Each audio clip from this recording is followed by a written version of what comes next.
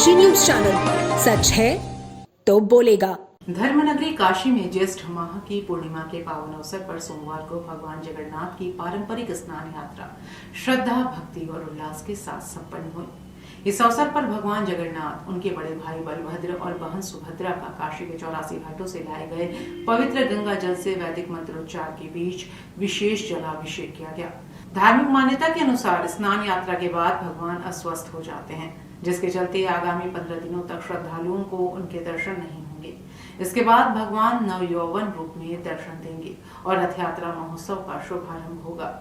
सोमवार तड़के ब्रह्म मुहूर्त में मंगला आरती के साथ विशेष पूजा अर्चना शुरू हुई। भगवान को 5 प्रकार के मेवों का भोग अर्पित किया गया। इसके बाद 80 घाट से डमरू दल, महिलाओं की टोली और बड़ी संख्या में श्रद्धालु कलश में गंगा जल लेकर भव्य शोभा यात्रा के रूप में भगवान जगन्नाथ मंदिर पहुंचे। पूरे मार्ग में जय जगन्नाथ के जय घोष और भजन कीर्तन से वातावरण भक्तिमय बना रहा। मंदिर पहुंचने पर भगवान जगन्नाथ, बलभद्र और सुभद्रा का विधि विधान से गंगा जल से जलाभिषेक किया गया। इस अवसर पर जगत गुरु शंकराचार्य स्वामी नरेंद्रानंद सरस्वती ने कहा कि भगवान जगन्नाथ की स्नान यात्रा केवल धार्मिक परंपरा नहीं, बल्कि श्रद्धा, सेवा और सनातन संस्कृति की जीवंत अभिव्यक्ति है। यह उत्सव समाज में समर्पण, सेवा और लोक कल्याण की भावना को मजबूत करता है।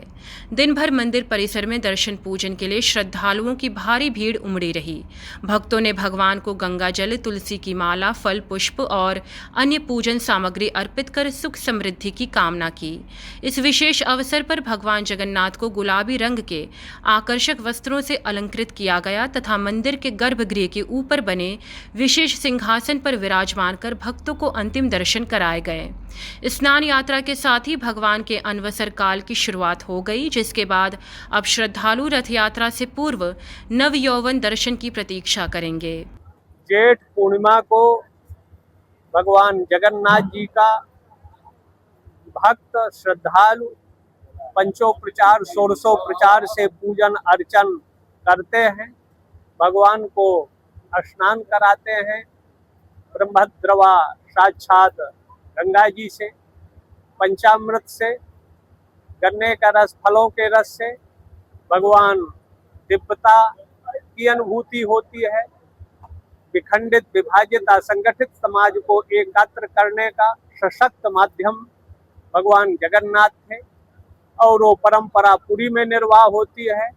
और वाराणसी सांस्कृतिक विश्व के केंद्र के रूप में, तो यहाँ भी ये जगन्नाथ मंदिर जो है, यहाँ ये परंपरा का निर्वाह हो रहा है। भक्त अपनी आस्था, श्रद्धा से पूजन अर्चन वंदन कर रहे हैं।